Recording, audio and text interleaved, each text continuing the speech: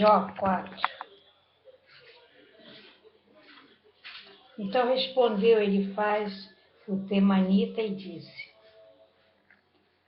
sem tentarmos falar-te, enfadar-se-ás, mas quem poderá conter as palavras? Eis que ensinaste a muitos e esforçaste as mãos fracas. As tuas palavras levantaram os que tropeçavam e os joelhos desfaleceste e fortificaste. Mas agora a ti te vem e te enfadas,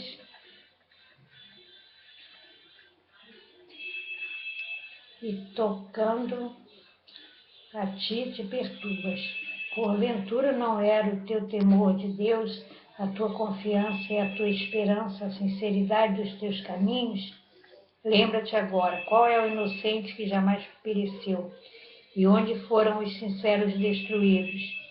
Segundo eu tenho visto, os que lavram iniquidade, semeiam o mal, cegam isso mesmo. Com o hálito de Deus perecem, e com o assopro da sua ira se consomem. O bramido do leão e a voz do leão feroz, e os dentes dos leãozinhos se quebram.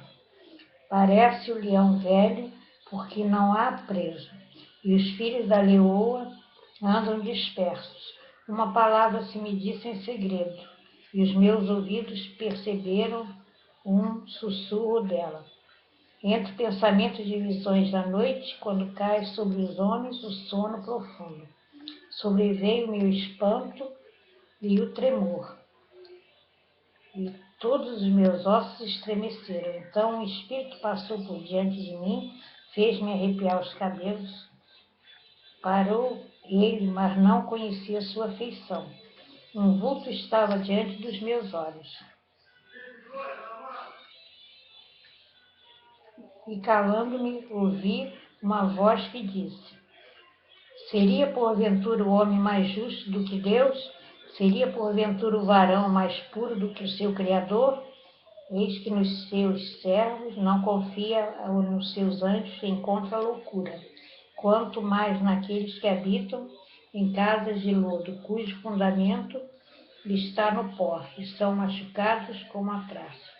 Desde manhã até a tarde são despedaçados e eternamente perecem, sem que disso se faça caso. Porventura não passa com eles a sua excelência, morre, mas sem sabedoria. Jó 5. Chama agora alguém que te responda, e para qual dos santos te virarás, porque a ira destrói o louco e o zelo mata o tolo. Bem vi eu, o louco, lançar raízes, mas logo amaldiçoei a sua habitação. Seus filhos estão longe da salvação e são despedaçados às portas, e não há quem os livre. A sua mercê a devora, o faminto que até dentre os espinhos atira, e o salteador traga sua fazenda. Porque do pó não procede aflições, nem da terra brota o trabalho. Mas o homem nasce para o trabalho, como as faíscas das brasas se levantam para voar. Mas quando a mim eu buscaria a Deus, e Ele corrigiria a minha falha. Ele faz coisas tão grandiosas que se não podem esquadrinhar, e tantas maravilhas que se não podem contar. Ele dá chuva sobre a terra e envia água sobre os campos, para pôr os abatidos no lugar alto e para que os enlutados se exaltem na salvação. Ele aniquila as imaginações dos estatutos, para que suas mãos não possam levar coisa alguma e efeito. Ele apanha os sábios na sua própria astúcia, e o conselho dos perversos se precipita. Ele de dia encontram as trevas, e ao meio-dia andam como de noite, as apalpadelas. Mas ao necessitado livra da espada, da sua boca e da mão do forte. Assim há esperança para o pobre, e iniquidade tapa a sua própria boca. Eis que aventurados é o homem a quem Deus castiga. Não desprezes, pois, o castigo do Todo-Poderoso, porque ele faz a chaga e ele mesmo a liga. Ele fere e as suas mãos curam. Em 6 angústias te livrará, e na 7ª o mal te não tocará. Na fome te livrará da morte, na guerra da violência da espada. De noite Do açoite da língua estarás abrigado, e não temerás a assolação quando vier. Da assolação e da fome te rirás, e os animais da terra não temerás, porque até com as pedras do campo terás a tua aliança, e os animais do campo estarão contigo. E saberás que a tua tenda está em paz, e visitará a tua habitação, e nada te faltará. Também saberás que se multiplicará a sua semente e a sua posteridade, como a erva da terra. Na velhice virás à sepultura, como se recolhe o feixe de trigo a seu tempo.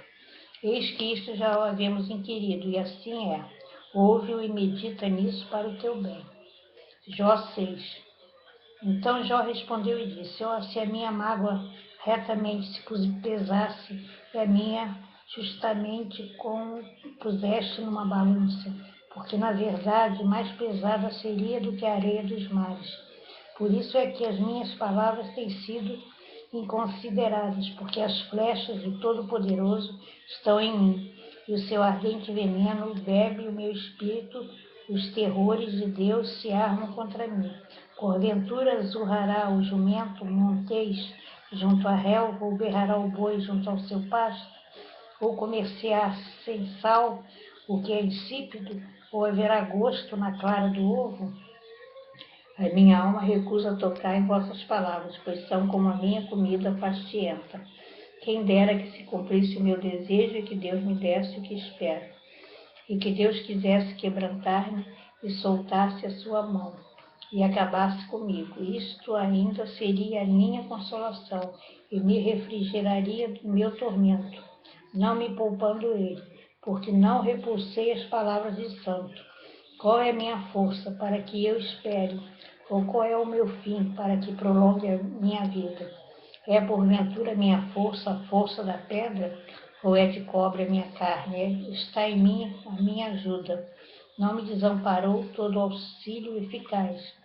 Ao que está aflito devia o amigo mostrar compaixão, ainda ao que deixasse o temor do Todo-Poderoso. Meus irmãos aleivosamente me trataram, são como um ribeiro, como a torrente dos ribeiros que passam, que estão encobertos com a geada e nele se esconde a neve.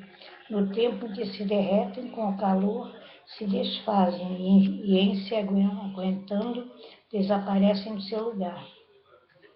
Desviam-se as caravanas dos seus caminhos, sobem ao vácuo e perecem. Os caminhantes de Temá os veem, os passageiros de Sebá olham para ele.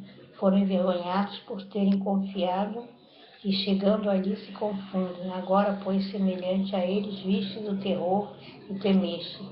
Disse-vos eu: dai-me ou oferecei-me da vossa fazenda presente, ou livra-me das mãos do opressor, ou redime das mãos dos tiranos. Ensinai-me e eu me calarei, dai-me a entender em que errei. Ó, quão fortes são as palavras da boa razão. Mas quem é o que censura a vossa arguição? Porventura buscareis palavras para me repreenderdes, visto que as razões dos desesperados são como vento. Mas antes lançais sorte sobre o órfão, e especulais com o vosso amigo. Agora, pois, se vós sois servidos, olhai para mim, e vede se minto em nossa presença. Voltai, pois, não haja iniquidade, voltai sim, que a minha causa é justa. Há porventura iniquidade na minha língua, ou não poderia o meu paladar dar a entender as minhas misérias?